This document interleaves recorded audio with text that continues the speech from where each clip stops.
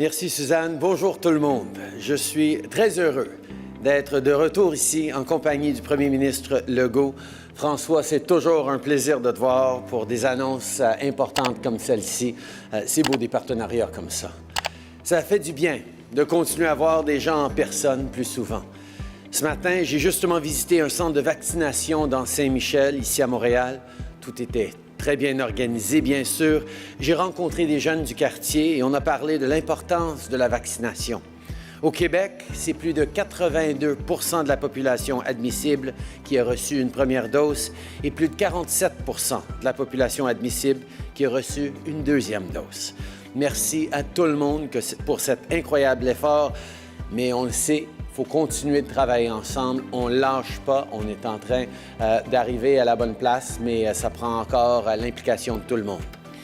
Je suis aussi très heureux d'être ici aujourd'hui avec les ministres Champagne et Joly, qui travaillent très fort pour le secteur aérospatial et pour nos régions. Et je veux saluer aussi le ministre québécois des Finances et le ministre de l'Économie et de l'Innovation, Éric Girard, ainsi que la présidente d'Aéro-Montréal, Suzanne Benoît, le président de la Chambre de commerce du Montréal métropolitain, Michel Leblanc, le président de l'AIAC, Mike Mueller, la présidente de Pratt & Whitney Canada, Maria Della Posta, le président de CAE, Marc Parent, et le président de Bell Textron Canada, Steve Lavoie. Merci à vous tous d'être ici aujourd'hui. Il y a 110 ans, un premier avion a été conçu au Québec par Percival Reid dans un garage de la rue Sainte-Catherine à Montréal. Depuis, les choses ont beaucoup changé dans le secteur aérospatial et sur la rue Sainte-Catherine, mais le désir d'explorer et d'innover, lui, est resté le même. C'est aussi une histoire de grande fierté. Grâce au savoir-faire d'ici, Montréal est l'un des 3 grands centres de l'aérospatial au monde. Le Québec est l'un des rares endroits capables de concevoir un avion de A à Z, en plus de le faire voler et de le certifier. Le modèle d'avion commercial le plus vert au monde, c'est bien l'Airbus A220, qui est un avion du Québec.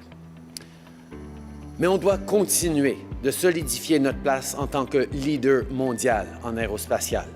La compétition globale est féroce, à savoir qui va développer le prochain avion plus propre ou la prochaine technologie qui va révolutionner le secteur. Et bien sûr, quand on parle d'aérospatial, on parle aussi d'hélicoptères, de moteurs, de simulateurs de vol. Bref, on parle de tout un écosystème. Et pour nous, c'est très clair.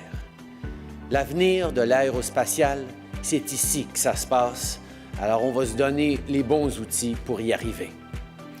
Aujourd'hui, je peux annoncer que le gouvernement fédéral va investir jusqu'à 440 millions de dollars pour soutenir des projets novateurs et pour créer des emplois dans l'industrie aérospatiale. Avec la contribution du gouvernement du Québec, c'est un investissement conjoint de jusqu'à 693 millions de dollars.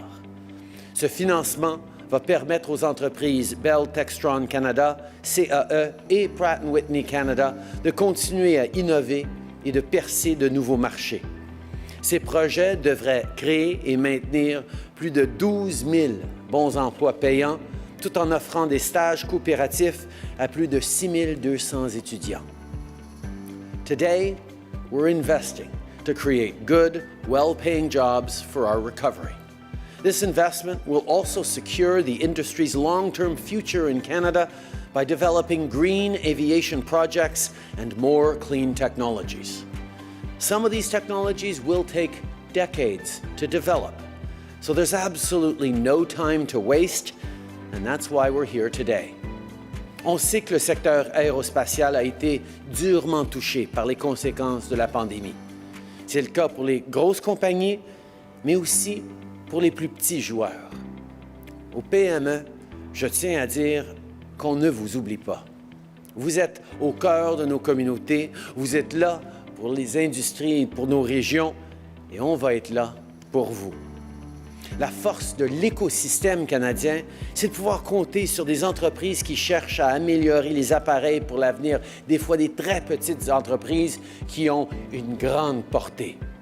Ça peut se faire, par exemple, en perfectionnant l'aérodynamisme, en changeant les configurations ou en proposant des structures plus légères et des systèmes plus performants. Aujourd'hui, donc, on lance l'initiative de relance régionale de l'aérospatiale pour aider les PME du secteur à être plus écologiques, plus productives et à augmenter leurs ventes. Cette initiative représente un investissement fédéral supplémentaire de 250 millions de dollars sur 3 ans, dont presque 100 millions de dollars au Québec. Et le programme est prêt à recevoir des demandes dès aujourd'hui. La ministre Joly va avoir plus de détails dans quelques instants, mais l'important, c'est que vous sachiez qu'on prend les grands moyens pour la relance, pour nos régions, pour nos PME et pour notre avenir. Today, we're launching the Aerospace Regional Recovery Initiative to support the recovery and the future of small and medium-sized firms in the sector right across the country. Whether it's projects to lower your carbon footprint or support for AI solutions to better manage your inventory, we're here to help your business innovate. And the program is ready to receive applications today. Je pense que le mot-clé d'aujourd'hui, c'est l'innovation. Chaque fois qu'on a vécu des moments difficiles dans notre pays, on s'est relevé, on a retroussé nos manches et on a continué à innover. Et c'est comme ça qu'on va sortir de cette crise, qu'on va s'assurer que notre relance soit forte pour tout le monde. Et je veux remercier à nouveau le premier ministre Legault et le gouvernement du Québec avec qui on a travaillé en très proche collaboration. François, je sais à quel point l'innovation et les nouvelles technologies font partie de ta vision pour le Québec. On partage tous les deux le but commun de continuer à créer de bons emplois payants pour les Québécois et les investissements d'aujourd'hui vont faire une vraie différence. Je peux vous dire que dans notre gouvernement, tout le monde avance dans la direction relance. Et en continuant tous à travailler ensemble, on va faire en sorte que l'avenir soit meilleur pour tout le monde. Avant de terminer aujourd'hui, j'aimerais dire quelques mots à propos de la situation à Cuba. We're deeply concerned by the violent crackdown on protests by the Cuban regime. We condemn the arrests and repression by the authorities of peaceful demonstrators. Cubans have the right to express themselves and to have their voices heard. We stand, as we always will, with the people of Cuba who want and deserve democracy, freedom and respect. Et bien sûr, on suit aussi de très près la situation en Haïti. Le ministre Garneau s'est entretenu cette semaine avec le premier ministre intérimaire Joseph. Il a aussi abordé la question avec le secrétaire d'État Blinken. On a réaffirmé l'engagement continu du Canada, notamment en aidant le pays à relever les défis actuels en matière de sécurité et de gouvernance. Toutes les parties en Haïti doivent s'engager dans un dialogue et on appelle le pays à tenir des élections d'ici la fin de l'année pour assurer la démocratie, la paix et la stabilité. Le Canada demeure l'un des plus grands contributeurs en aide au développement pour Haïti, avec un montant d'environ 89 millions de dollars par année, et on va continuer de soutenir le peuple haïtien sur le terrain.